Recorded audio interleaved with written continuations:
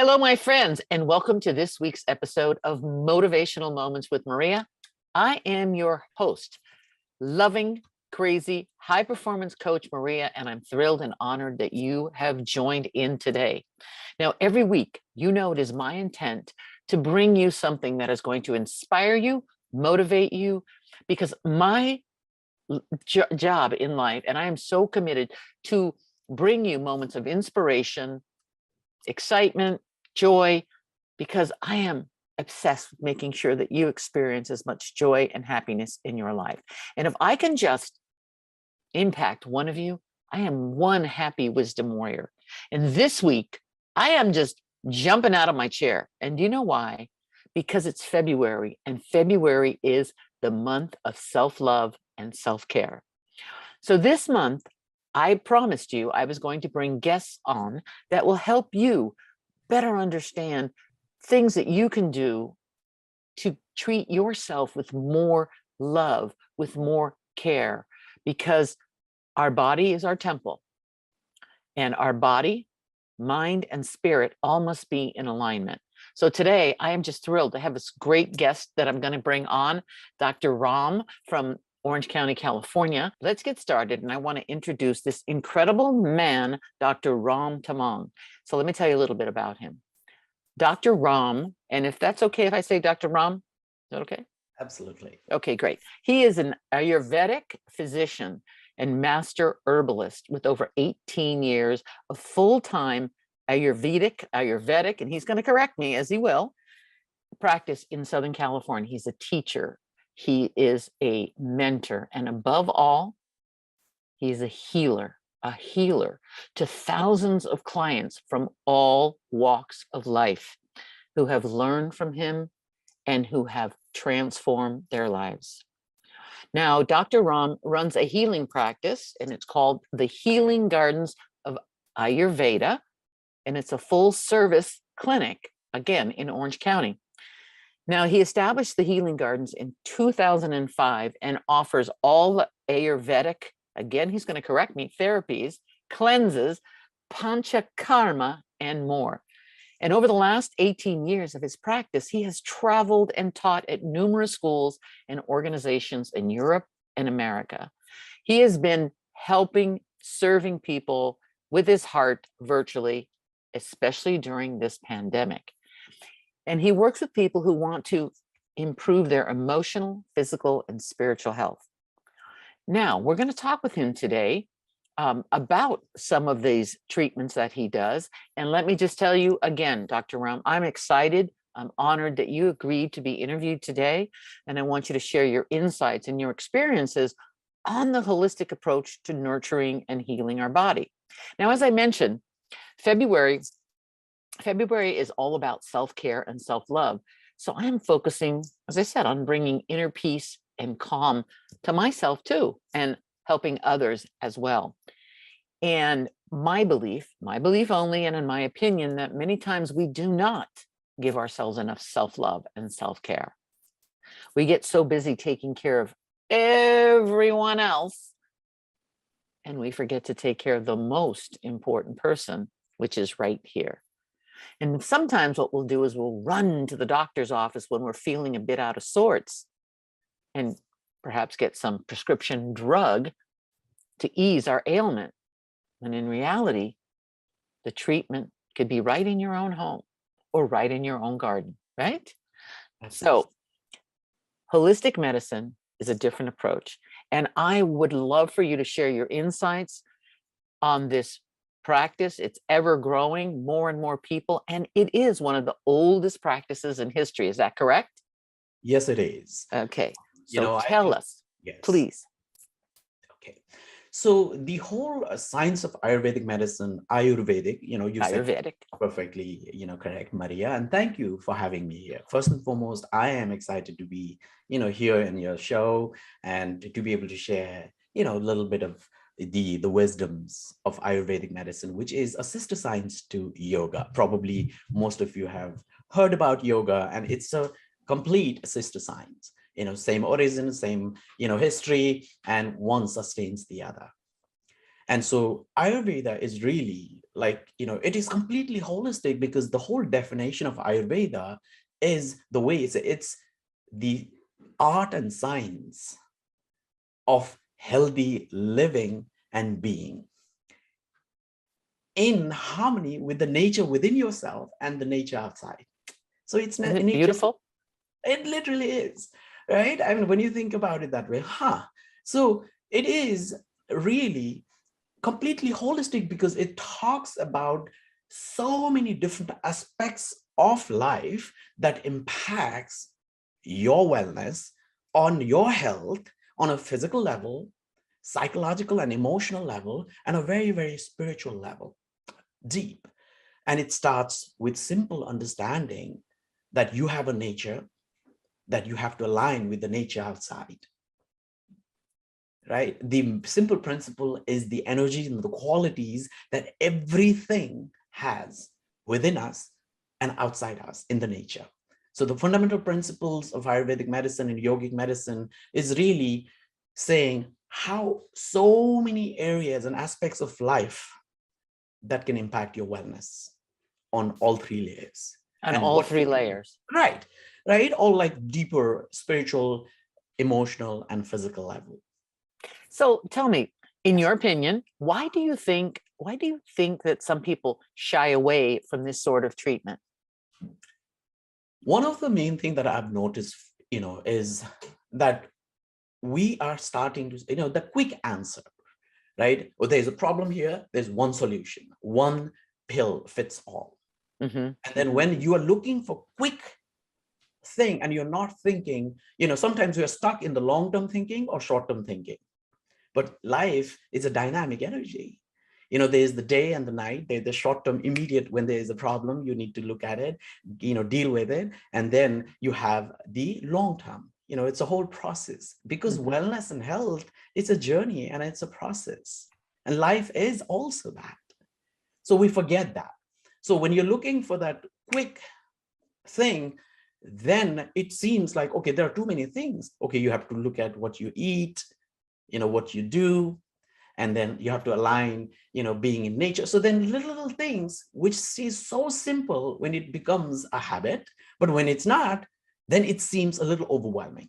Mm-hmm. And then we say, oh, I would rather pop a pill. I'd rather pop a pill. It's a Right? simple, that is always the simple solution. Yes. I Yeah. have a headache, I pop a pill, Yes. right? Yes. I have an infection, I pop a pill. Short-term thinking. Short-term, see, that's beautiful. Short-term thinking. Tell me more about that. See, we all have, in whatever levels we might be, in Mm-hmm. terms of our, expertise and our understanding of life, or our expertise on different fields of health and wellness. You could just be a very novice, new beginner to it. It's like, okay, what does holistic mean to me? And also somebody who's been practicing, applying simple, daily routines, mindset, your thinking, your patterns. Or you could be a holistic practitioner, and the doctors and spiritual practitioners, in all of us. What happens is sometimes if we are not careful, we lose the steps and we forget the whole aspects of life. And it becomes a very short-term thinking, immediate, like only problem, solution. But again, life isn't that way. There are so many other things that impacts it. And then so many things impacts one another. And just like the way we are interconnected and different systems in our bodies interconnected, and your body impacts your emotions, your emotion impacts your body, and then your body impacts the way your breath functions, and your breath can impact and help you stay calm, or can agitate you, or warm your body, or stimulate your body, or it can immediately cool your body. But one impacts the other. What's interesting is, as you said, breath, I found myself taking a deep cleansing breath, as you said, breath, because it is so important. Taking those short breaths, or the deep, where you really calm yourself. That's right. And then also, that's really like the idea here is being aware of who you are right now, right? Acknowledging, but who do you want to be and where do you want to go? Short term, long term, how do I adjust my lifestyle, my diet, what I do based on my body type, my personality, and based on the, my age and kind of career and my relation. You see, because each and every one of us have a very different story. So how can I align my habits based on the imbalance that I have, based on my body type, and for the season? How can I adjust it based on the changes in the season? Right. And So, I'm going to ask you about that. I'm definitely going to ask you about that because it is important. And yes. In the time that I've been studying, because I do see a nutritionist, because I do understand the value of what I put in my body affects my mind, my energy, all of that. And I was never really one to believe that myself until of course, I had some issues with illnesses. And then I thought, I need to make this the healthiest year ever for myself. Beautiful. And so I said, I'm going to make sure that I'm putting the right stuff in my body so I can have optimal health and I can have optimal energy and I can have a clear mind. But you talked about body types. Now, how does one determine their specific Ayurveda body type? Now, I think determining the body type, there are many, many ways to do that, but it really goes back down to the fundamental principles with which Ayurveda looks at, the wellness or health and how life exists. So it really goes back to the simple qualities of the elements in, the elements in nature. And then it is the energies and the qualities of the elements in nature. Like, we say the earth and the wind and the water and the fire and the space. So just like that, with each of these has a certain qualities that makes, it's hot or cold, or is it, how is it heavy or light? Is it moisturizing or drying? Is it creating a flow or stagnancy? So when you look at that, everything that we expose to has an impact on your physiology and your psychology.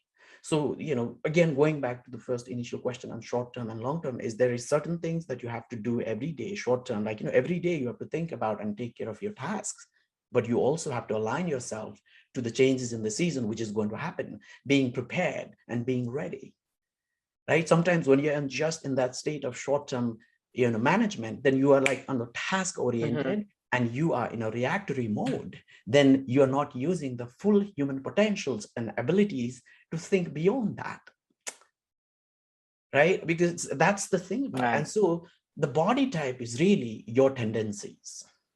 You're born, I got it. And there are multiple factors that impacts your genes, your hereditary. It's like your blueprint. Basically, that's what it means. Okay. And now, is there an assessment that you do with your clients, with your patients? Can it be done without actually seeing the patient? Great question, Maria. The thing about this is there are simple, for the beginners, there's so much information out there online, right? I mean, again, it can be confusing, but, there are questions based on your past, like, how your tendencies has been, your physical tendencies has been, your physiological reactions has been. So based on that, you go into, and then of course, as I said, the hereditary, the genes, all that on what that 9 months your mother was going through, her diet, her lifestyle, her emotions can impact your body type. Oh, and so Ayurvedically, so there are all these layers. Yeah. But then also your lifestyle, what you're exposed to, starts to shape your body type. And then there are some of us, like, you might be two twins, but what the two twins are exposed to the same thing, same lifestyle, same diet, but their reactions are a little bit more different. So I have a set of twins, grandchildren, and they're so different. There we go. They were exposed, but they are completely, well, one's a boy, one's a girl, but they are same parents, same upbringing. They are so different. They're so different, but it's a beautiful thing.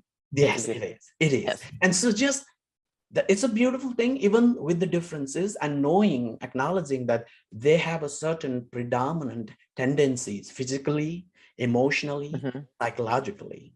knowing that, that actually helps us to assess your body type. And what expert Ayurvedic physicians are able to do that, and are able to do that through by looking at your pulse, looking at your tongue, your nails, your lips, your hair, your eyes, your body frame, and even the tone of your voice, it's all of that. So then you Gosh. go deeper. It's not just 3 months past. How have you been? Because that could have changed because of what you're going through, stresses, anxieties would impact that. But there are certain tendencies which doesn't change. You're changing, but there are certain tendencies and the pattern which doesn't change. So those help you to assess as experts. And then also, being able to ask and asking the questions. One is seeing visually, watching the body tones, your voice tones, so body, like what do you call it, body languages? Body language, yes. Body Yes, language, yes. yes. So in addition to that, the expert is able to ask you the right questions to determine that. I like when I was seeing people in person, which I haven't done for a little while because of the pandemic.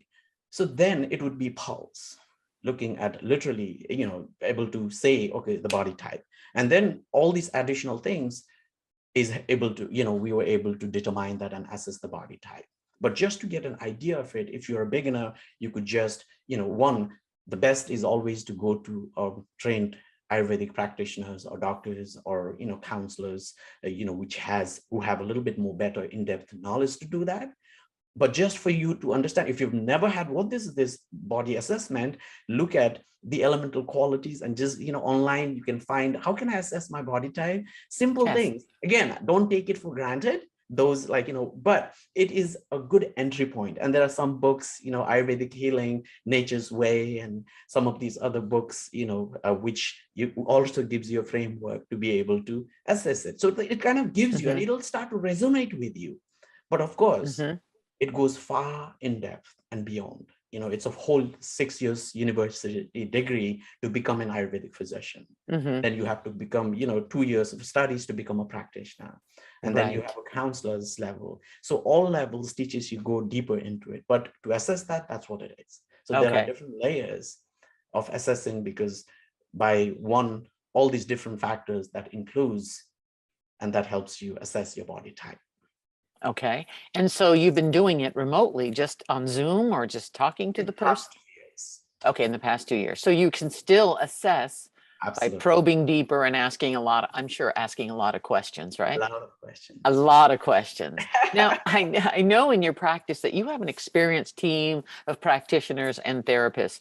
And what services do you offer to balance the mind, body, and soul?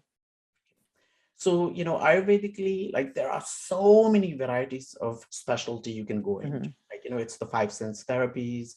It's really like a specific practices of breath work for your body type, for your imbalances, and for the goal that you are trying to achieve physiologically. And then you have the herbs, you can see the herbs. I see, they're beautiful. Look at those. I saw that. I noticed that right away when I met you.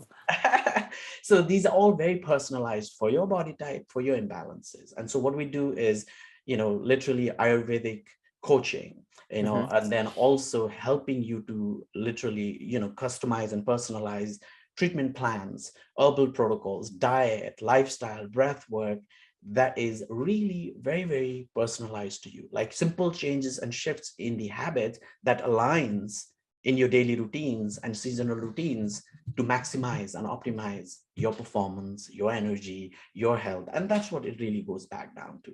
It really is, yes. Yeah, and very individualized. I mean, I get that completely. However, you mentioned the seasons. I mean, you've mentioned the seasons a few times, and in a month from now, just about, we're approaching the spring season, right? And our bodies are basically coming out of hibernation, and for some, not us, but the cold climate. Yes. So many people. And what are some suggestions or some daily practices that we could implement that help us transition from the winter season to the spring season? Great question again.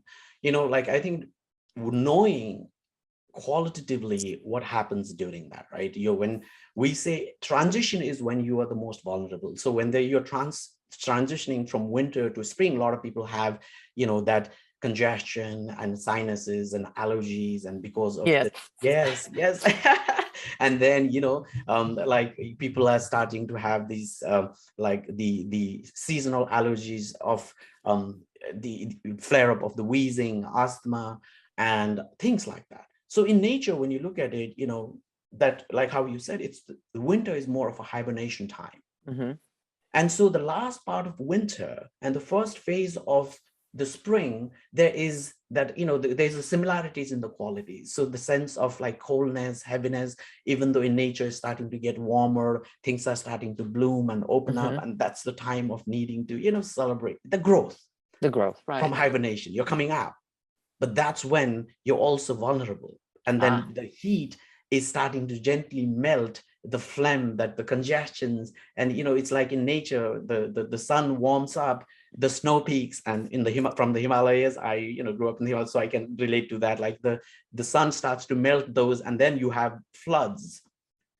Then you start having more congestions, more sinuses, more seasonal allergies. So that's what it relates to. So heaviness, and then coldness and stiffness. So the best way, how do we do that? And there are a few things, like, for example, shifting, avoiding anything that's heavy in quality. So like dairy, dairy product, cold food, ice creams. These are things to be really avoided. Okay, and then, interesting. Yeah. So, because then you have more tendency towards creating likes, increases like. So when you do anything, that's heavy, condensed, it'll create more heaviness.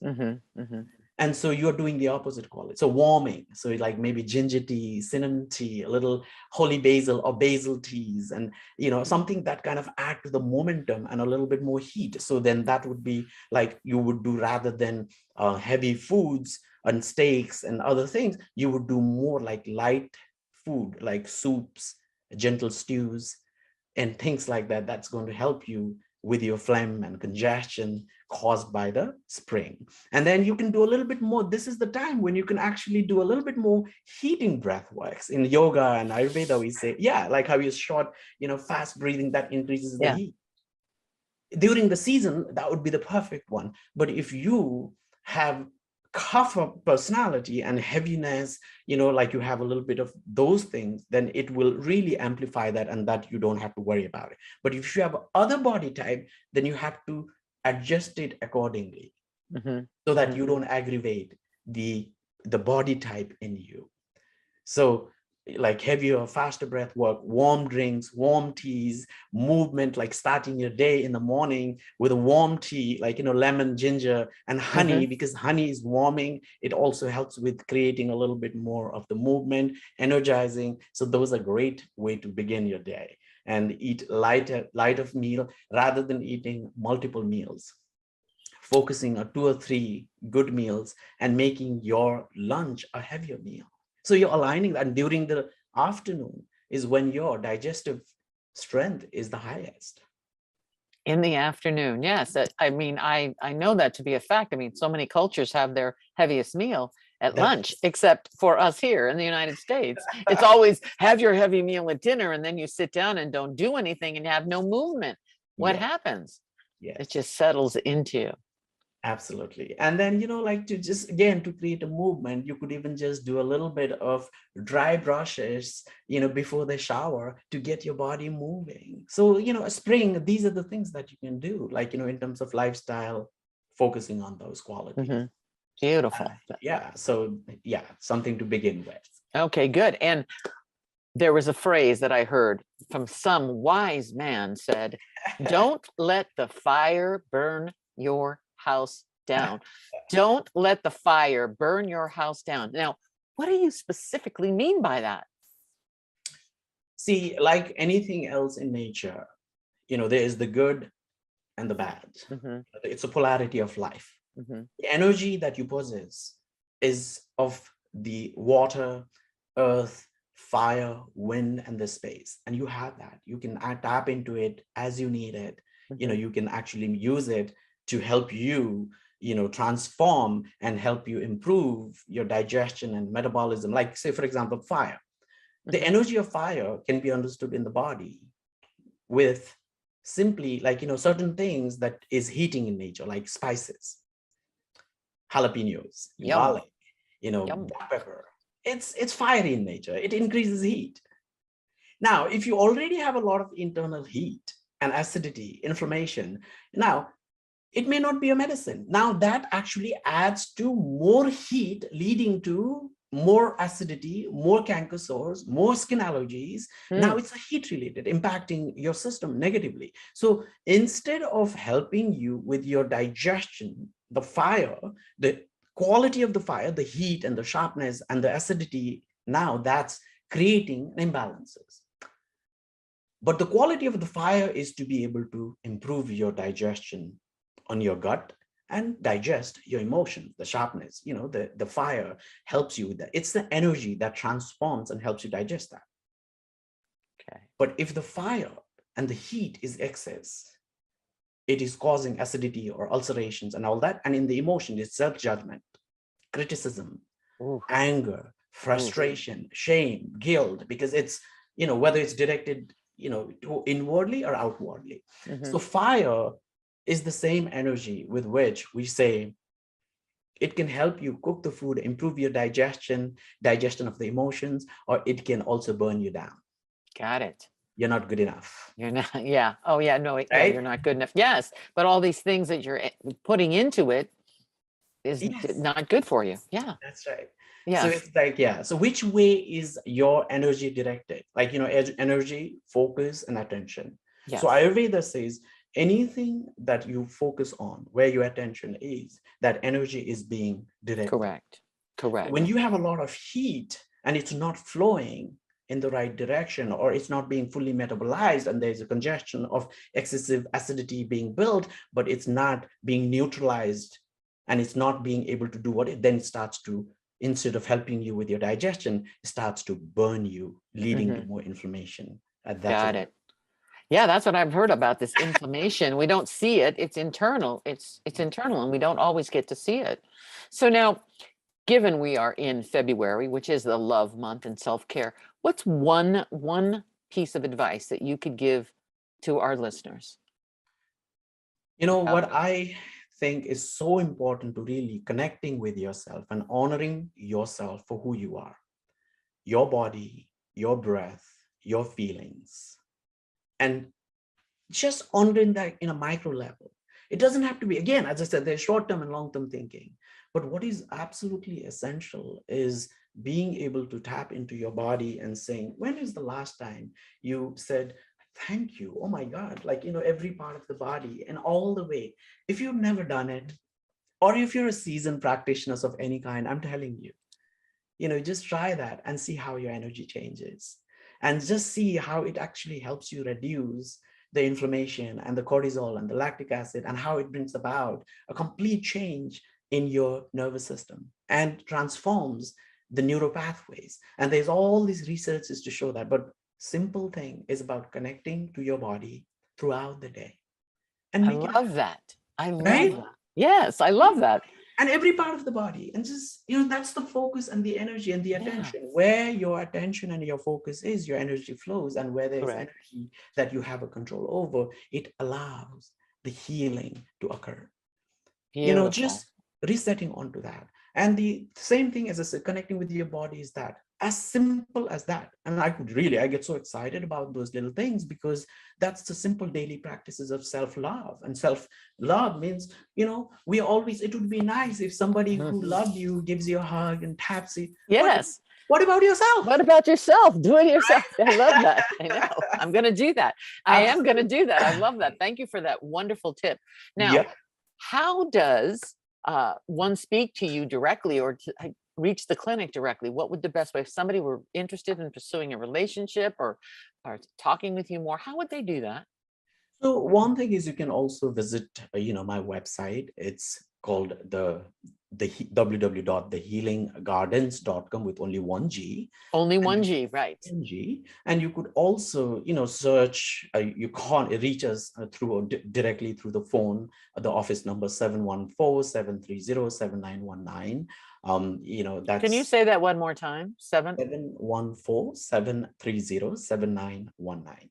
Okay, perfect. And you can also email, and we are there to answer any of your questions you may have I on. love this. I And love this. I cannot tell you how thrilled I am that you joined us today, because I know our listeners are going to love this, and they're going to gain some value reconnecting the mind, body, and spirit. And even if they only walk away with one thing, it is thanking all the pieces of your body, thanking all the pieces of your body. So for you out there, so thank you so much, Dr. Ram. I appreciate it. And thank I love using, I like saying Dr. Ram. yeah. But thank you so much. I appreciate it. And for you, my listeners out there, listen, friends, you owe it to yourself to treat yourself with love and self-care this month more than ever. So until next time, you stay focused, stay positive, always have fun. And no matter what you choose to be, do, or have, do it with purpose and do it with passion. Thanks for listening in. Thank you, Maria. Thank you so much for having me.